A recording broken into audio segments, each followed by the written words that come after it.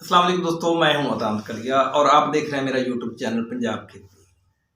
आज का जो हमारा मौजू है गंदम के लिए बोरान की अहमियत और गंदम को किस वक्त बोरान का स्प्रे करना चाहिए या खाद की तरफ फ्लड करना चाहिए या इससे हटकर कितना ये बोरान है फी एकड़ के लिए इस्तेमाल करनी चाहिए।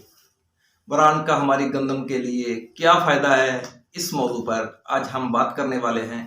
अगर आप मेरे इस चैनल पर नए आए हैं तो आपसे गुजारिश है कि मेरे इस चैनल को सब्सक्राइब कर लें, वीडियो अच्छी लगे तो इसको लाइक करें, शेयर और कमेंट करें। दोस्तों, ये जो बोरान है हमारी गंदम के लिए बड़ी अहमियत की हामिल है। सबसे पहले हम बात करते हैं कि ये बोरान का स्प्रे किस वक्त करना चाहिए। जिस वक्त हमारी गंदम 65, 70 या 75 दिन की हो जाती है, तकरीबन उस वक्त हमारी गंदम गोब की हालत में होती है। मुख्तलिफ वैरायटियाँ हैं, कुछ 5-7 दिन पहले गोब की हालत में पहुंच जाती है, कुछ 5-7 दिन लेट गोब की हालत में पहुंच जाती है। नुकसान ये कि जिस वक्त आपकी गंदम गोब की हालत में होती है उस वक्त आपको चाहिए कि बोरान का स्प्रे कर दें। क्या निशानी है कि इस वक्त आपकी गंदम गोब की हालत में है।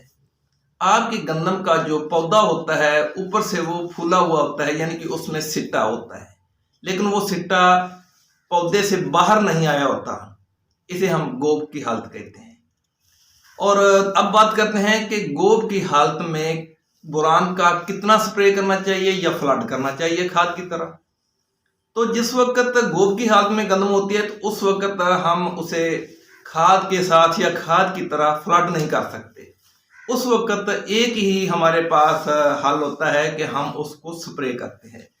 100 ग्राम से 150 ग्राम फी एकड़ के हिसाब से हमें चाहिए कि हम अपने गंदम पर स्प्रे कर दें।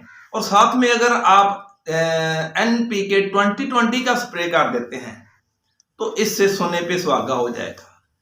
जबरदस्त आपकी लश किस्म की आपकी गंदम हो जाएगी, क्योंकि ये जो NPK 2020 जो है 20% वाला, इससे आपकी पोटाश की जो कमी है गंदम की वो भी दूर हो जाएगी।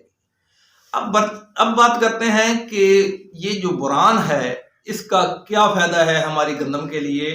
जिस वक्त हमारी गंदम गोब की हालत में होती है उस वक्त हम उसको स्प्रे कर देते हैं, और जब वो गोब की हालत से ऊपर जाती है यानी कि सिट्टा बाहर हमको नजर आना शुरू हो जाता है, उस वक्त सिट्टे पर बूर आ जाता है, जिसे हम पोलिनेशन का अमल भी कहते हैं, क्रॉसिंग भी कहते हैं। जिस वक्त नर और मादा का मिलाप हो रहा होता है और सिट्टे में दाने बन रहे होते हैं, इसे हम कहते हैं पोलिनेशन का अमल।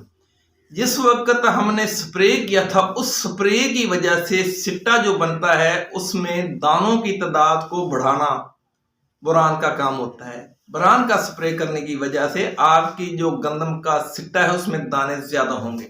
आपने देखा होगा कुछ सिट्टे ऐसे होते हैं जिसमें 30-40 दाने होते हैं, कुछ में 50 होते हैं, कुछ में 60-70 दाने भी हो जाते हैं।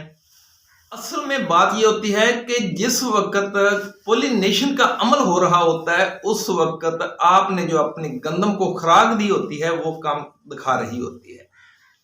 जिन गंदम के सिट्टों में दाने कम होते हैं उसमें हो सकता है आपने अपनी गंदम को खुराक कम दी हो, कमजोरी दिखा रही हो आपकी गंदम, इसलिए भी दाने कम हो रहे होते हैं।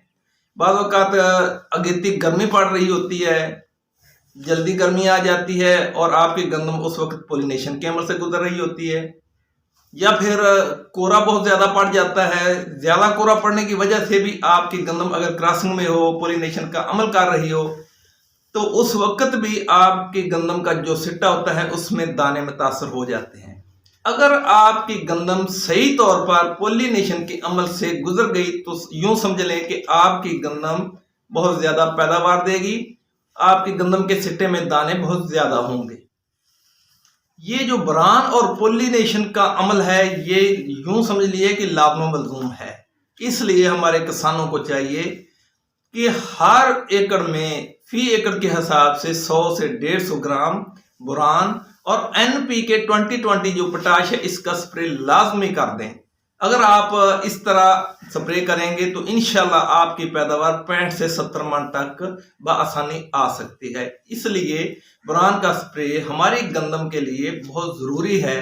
हमारे किसानों को यूं सोचना चाहिए कि अगर हम पोलिनेशन का अमल अच्छी तरह से करा लेंगे तो यकीनी तौर पर इंशाल्लाह हमारी गंदम बहुत ज़्यादा पैदावार देगी।